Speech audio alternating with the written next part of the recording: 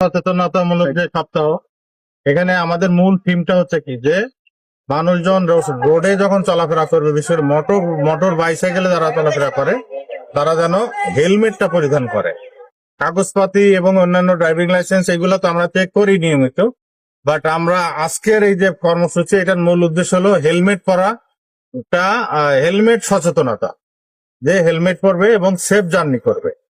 যে হেলমেট পরে না এবং যে হেলমেট পরে তার মধ্যে কিন্তু পার্থক্য আছে।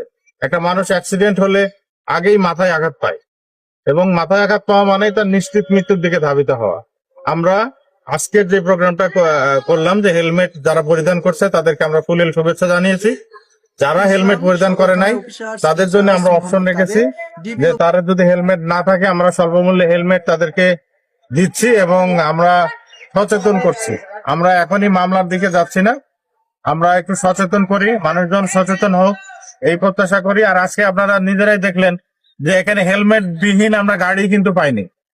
তো মানুষ কিন্তু আগের চেয়ে অনেক সচেতন হচ্ছে, এইটা একটা ভালো গুড সাইন বলবো আমরা।